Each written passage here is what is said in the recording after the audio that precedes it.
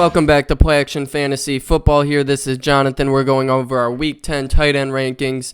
It's going to be a good one. We have quite a few good teams on buys. We got Kansas City, Philadelphia, Miami, and the Los Angeles Rams. So there's going to be some tight ends missing out of this one. So let's get started. Go like, subscribe real quick. We're going to go start with number 1, George Kittle at Jacksonville. For this one, it's a great matchup for Kittle. Jacksonville gives up a lot of points at tight ends, and recently Brock Purdy has been finding Kittle more and more. So I'm going to have to put Kittle up there number 1 instead of Kelsey this week. Number 2, Sam Laporta at the Chargers. Another good matchup for him because obviously, you know, Laporta is one of the best tight ends in the league. And when it comes down to, a lot of it comes down to matchups. And the Chargers, as we all know, their defense this year has not been very impressive. So you got to put Laporta up there at number 2 and expect him to get a lot of points in LA. Number 3, TJ Hawkinson. They're going to be at home against New Orleans, a good defense, don't get me wrong.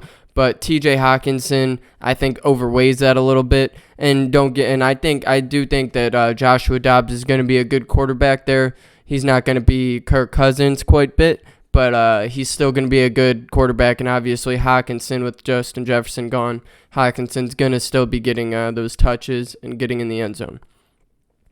Brings me to number 4, Dalton Kincaid, at home against Denver Broncos. A terrible defense. This is a great matchup for Kincaid. He's shown what he's been able to do with Dawson Knox gone the past couple weeks. So Kincaid this week is a for sure solid person up there. Number 4, expect a lot of points from him.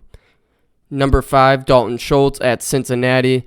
Another great matchup. Dalton Schultz, he's been on fire recently, especially with C.J. Stroud throwing him the ball.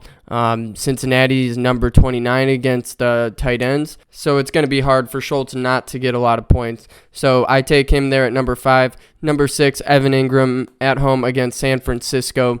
Another one of those where it's a good defense in San Francisco. However, Evan Ingram does get enough carries, and he's enough part of that offense there in Jacksonville for him to be up there at number 6. So he's solid there. Number 7, I'm going to go with Mark Andrews there at 7. I usually have Andrews a little bit higher, and obviously we've seen the past couple weeks what this Baltimore offense can do. However, he's going against one of the best, if not the best, defenses in the league. And against tight ends, fantasy-wise, they're number 1 against tight ends, Cleveland is. So look for them to slow Andrews down this game. I'm not saying they're going to shut him out, nothing like that. He very well could get in the end zone, get 50 yards, but I would not expect him to get a couple 100 yards, 2 touchdowns, nothing crazy. Certainly, that's definite. That won't happen. So I put Andrews down there at number 7. He's going to have a good day, but nothing crazy. Number 8, we're bringing up Trey McBride. I don't know if I've had him on our top 15 yet. They're going to be at home against Atlanta, a struggling defense. Trey McBride is playing in for Zach Ertz now with him being on injured reserve. And we don't know exactly what's going on with the quarterback situation this week. Last week they did not have Murray back, and Trey McBride showed out and had a great game. But they might get Murray back this week. So if they get Murray back, it's going to be even more scary for Trey McBride, I think. So he's going to be a solid one up there at number 8. And then number 9, we have Jake Ferguson for the Dallas Cowboys at home against the Giants. The Giants, surprisingly, their defense is very okay. It's not anything special, but it's not bad. However, against tight ends, they are one of the best. They're number 3. So that's one of the reasons I have Ferguson a little bit down there is because of the matchup. But Ferguson, he's been hot. Dak Prescott's been finding him a lot. He's been one of his favorite targets. So I would say he's a solid 9, and he's definitely getting points this week. Number 10, David Njoku at Baltimore. David Njoku's had an up-and-down season for sure. Deshaun Watson's starting to look a little bit better and better. And they're going to be in Baltimore, which is a good defense, obviously. They held Seattle to 3 or 7 points last week. So don't look for Njoku to have a ton of points. However, I would not be surprised if he gets up there in the top 10 as far as points go. So I'm going to put him there at number 10. Number 11, we got Cole Kmet at home against Carolina. This isn't the best matchup for the Bears. The Carolina defense is pretty good, but they do rely on Kmet quite a bit. So I do put Kmet up there at 11 just because they rely on him a lot. But you got to remember that's a tough matchup as well. Number 12, we got Gerald Everett at home against Detroit. He's back after sitting out last week with a hip injury. It looks like he will be good, though, this week. Again, we record on Mondays, but he's not listed as questionable. He should definitely be good to go this week.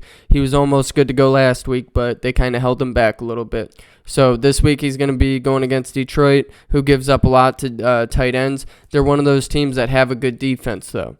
So although they give up to a lot of fantasy points at tight ends right now, that could be due to matchups or whatever the case may be. But Detroit does have a good defense. So it's not like Everett's going to have some crazy day there in Detroit. They're in Los Angeles against Detroit. So I would put Everett there at number 12.